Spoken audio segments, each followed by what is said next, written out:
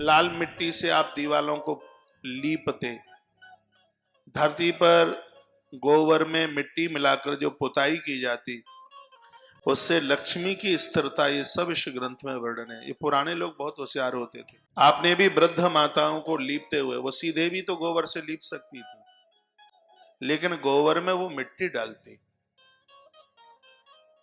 आपने देखा होगा कि चूल्हे को जब जलाते हैं तो चूल्हे को पहले एक मिट्टी से उसको पोता जाता था।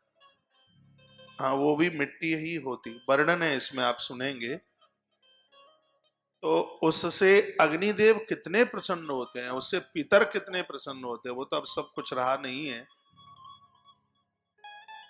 लेकिन इस ग्रंथ में वर्णन है। आज हम उधर से आए, मठ से आ रहे थे, तो मेरी गाड़ी में चर्चा हो रही थी। मेरे पुलिस भाई लोग बता रहे थे, महाराज जी वृंदावन में किसी घाट पर शमशान घाट बहुत अच्छा बन गया है। अब मैंने तो देखा नहीं है किधर बन गया है। मैंने कहा क्या विशेषता है, अच्छा बन गया है? वह बोले कि वहां इलेक्ट्रॉनिक एक इतनी बड़ी मशीन लग गई है कि डेड बॉडी रखो और हाल ही धुआं निकल जाता है, हाल ही जल करके राख हो जाता है। तो मैं बोल रहा था कि गरुड़ पुराण में तो ये लिखा है कि एक बेटे की जरूरत इसलिए है क्योंकि वो गौ माता के उपले कंडे से और लकड़ी से अपने पूर्वजों की देह में अग्नि संस्कार करे। उसमें तो ऐसा लिखा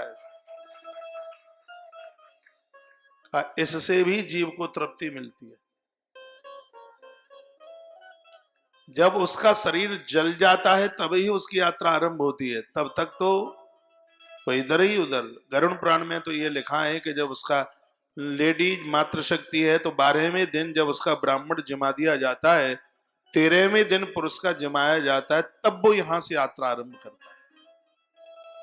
तब तक वो इधर उधर ही रहता है। उसके लिए गरुड़ पुराण है, और भी कोई है, कथा वार्ता है। उसके लिए जो दिया जलाया जा रहा है रोजाना, इन सब का वो उपभोक्ता बनता है। उसके तत्पश्चात वह चलता है और 11.5 महीने में ये उस यात्रा को तय करता है। 11.5 महीना इसको लगता है वहां तक पहुंचने में, ऐसा उसमें लिखा है।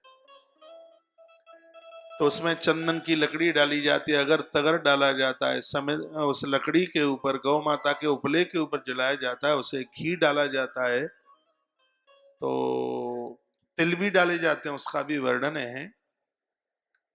तो उसकी तो बहुत बड़ी महिमा का वर्णन किया गया है।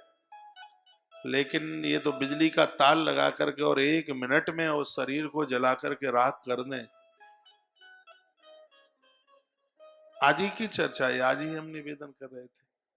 चलो ठीक है, विज्ञान ने तरक्की की होगी, लेकिन कुछ चीजें ऐसी हैं शास्त्रों में जिसका वर्णन है, उनको झुटलाया नहीं जा सकता।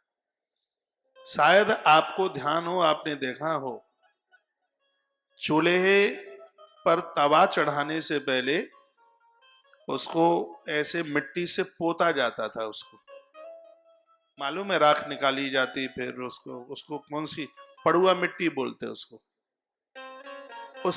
उसकी महिमा का वर्णन है इसमें। और प्राण प्रतिष्ठा करते हैं, 7 जगह की मिट्टी उसमें रखते हैं। घोड़े के पाम की मिट्टी, हाथी के पाम की मिट्टी, गौ माता के पाम की मिट्टी, सरताओं की मिट्टी, नदी की मिट्टी से बनाए गए शिवलिंग, देव मूर्तियां, प्रतिमाएं, ये सब भूमि खंड में अद्भुत ढंग से वर्णन किया गया है। जब आप सुनेंगे तो आप ये कहेंगे कि तो बहुत आनंद आ गया।